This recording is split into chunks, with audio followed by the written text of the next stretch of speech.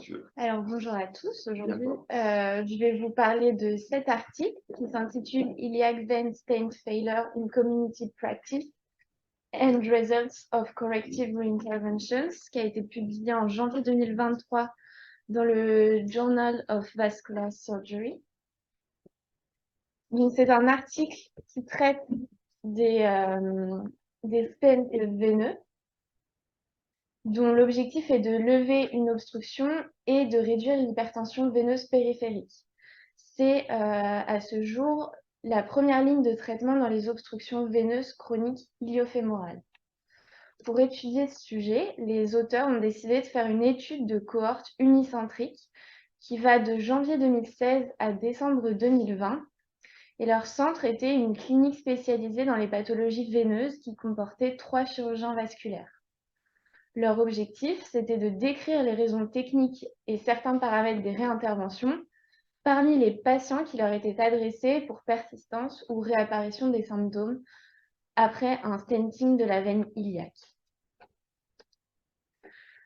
Ils ont donc inclus tous les patients qui leur étaient adressés pour réintervention et qui avaient un antécédent de stenting veineux iliaque. Ils ont exclu ensuite tous les patients qui n'ont pas nécessité de réintervention pour dysfonctionnement de leur stent iliaque. Une fois inclus, ils ont collecté plusieurs données, dont des données sur le patient comme l'âge, le genre, mais aussi des détails sur la chirurgie initiale, le type de lésion. Et ils ont examiné les patients pour faire la classification CEAP, le score VCSS. Ils ont étudié la douleur, l'œdème, et également les détails techniques de la réintervention, les raisons pour lesquelles ils ont dû être pris et le succès technique. Ils ont donc obtenu une inclusion de 149 patients dont les caractéristiques sont présentées dans ce tableau-là. On voit que l'âge moyen est de 57 ans, qu'il y a 2 fois plus de femmes que d'hommes et que 84% des patients inclus étaient CEAP 4 ou plus. Ils ont ensuite regardé un petit peu pour les scores cliniques. Ils ont regardé avant la réintervention et après la réintervention.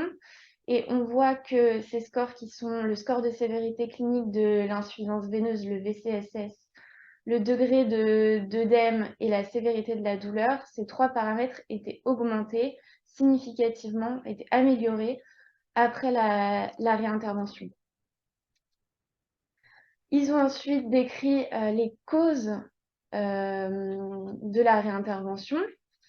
J'ai rassemblé les données dans un tableau. On voit que dans 74% des cas, les patients, il y a plusieurs causes parfois de réintervention, et dans 74% des cas, c'était dû à une occlusion du stent, dont la cause principale, selon eux, donc dans 70% des cas, c'était un mauvais flux d'amont.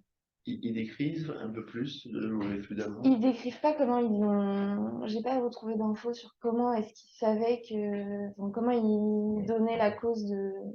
Parce qu'un des points essentiels serait la veine fémorale profonde, en fait, souvent. Ouais. Et c'est ça, justement, je voudrais savoir aussi. Ça, ils le décrivent pas.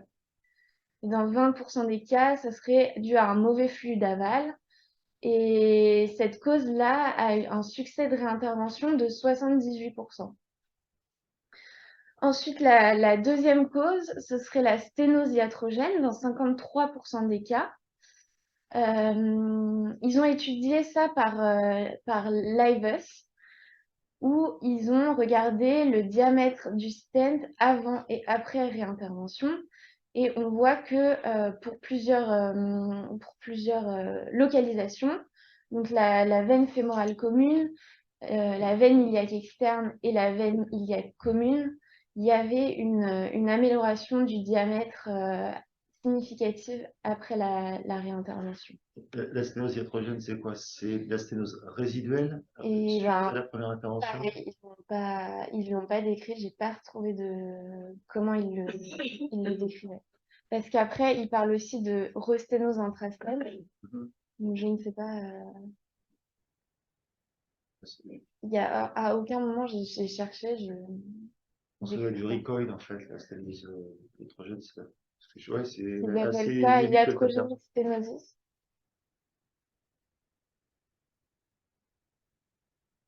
Et donc, il y a aussi la resténose intrastent qui était la cause de réintervention dans 38% des cas. Ça, il l'expliquait par un stent qui, dès le départ, n'était pas correctement apposé à la paroi. Et donc, pour ce type de lésion, il disait que le ballon haute pression était suffisant dans la plupart des cas pour lever la sténose. Et la dernière cause, dans 31% des cas, ce serait une accumulation de stènes de petite taille ou une sténose de novo de la veine iliaque. Donc ça, ils disaient qu'ils utilisaient des stents pour lever les sténoses, mais que quand les petits stents étaient occlus, ils avaient beaucoup de mal à les recanaliser. Suite à la réintervention, ils suivaient leurs patients. Donc, il y a une durée moyenne de suivi post-opératoire qui était de 52, plus ou moins 8 mois. Et au cours de ce suivi, il y a 131 patients sur les 149, ce qui fait 88% des patients, qui ont dû subir une réintervention à nouveau. C'est une réintervention qui était plutôt précoce, en moyenne à 6, plus ou moins 2 mois. Et donc, on voit que les patients qui étaient les plus repris au bloc, c'était surtout les patients qui avaient été repris initialement pour une sténose iatrogène, avec une moyenne de 3 réinterventions, mais une médiane à 2. Ça fait quoi? Ça fait 80 patients, 80% des patients qui sont, après la réintervention, qui sont encore repris. Après, ils disaient que selon leur expérience personnelle, la réintervention dans les stents iliaques, donc là, qui n'est pas étudiée, c'était seulement 3% des patients. Les limites de cette étude, c'est surtout que c'est une étude rétrospective, donc ce qui fait qu'il y avait des données manquantes, notamment sur les paramètres de la première intervention. Aussi que c'est un petit échantillon de 149 patients et que c'est une étude dans un seul centre qui était une clinique spécialisée dans les pathologies veineuses. Et ce qu'on peut en conclure, c'est que la raison la plus fréquente de réintervention, c'est une occlusion intrastène qu'ils ont attribuée le plus souvent à un mauvais flux d'amont. Et on peut également conclure que la réintervention améliore significativement la symptomatologie des patients. Est-ce qu'ils ont décrit le type de stent utilisé pour la Non, première intervention? non, Ils n'ont pas étudié comme facteur de récidive, en fait. non, ils n'ont pas étudié le type. D'accord. Et tout ce qui est anticoagulation, vous en parlez ou pas? Ils en ont parlé un petit peu dans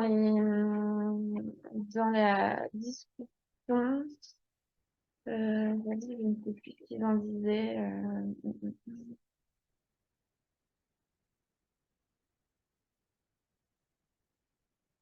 Non, je ne sais plus. Et après, il y a un autre truc qui est le facteur d'occlusion. Des fois, c'est l'arrêt de l'anticoagulant. Ouais.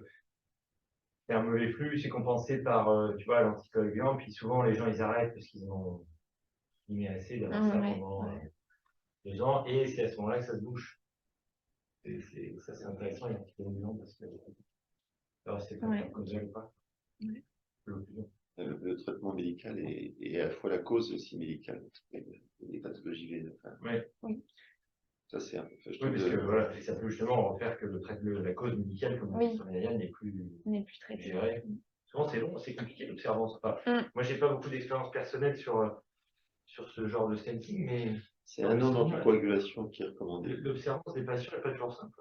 Non, il y a 1 an minimum d'anticoagulation qui est recommandé avec les cardégiques sur ces terrains-là. Et après, ça dépend de la cause médicale, toujours pareil. Si c'est une maladie qui est trop thrombogène, il faut. L'âge moyen, la liste est 57 ans. Peut-être, ouais. C'est jeune. Et ils utilisaient des dispositifs spéciaux, pas des streams ou autre, pour des dispositifs spéciaux. Oui, pour canaliser, déboucher, thromboaspirer. J'ai pas trouvé de détails sur les choses. Ça manquait beaucoup d'informations. technique. Bah oui, ils disent qu'ils relèvent toutes les modalités de réintervention. Il n'y a aucun tableau qui décrit ça. Alors, déjà, dans tes critères démographiques, on remarque qu'il y a quand même un profil. Donc l'âge, en dessous de 60 ans, c'est essentiellement des femmes. Que ça touche, bien sûr, plus le côté gauche. C'est pourquoi? Non. Hein?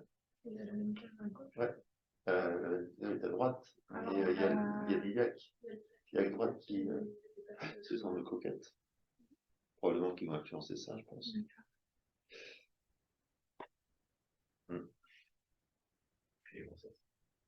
Et bon, c'est ça. Ok. D'autres questions? Bon. Et bien, à la semaine prochaine.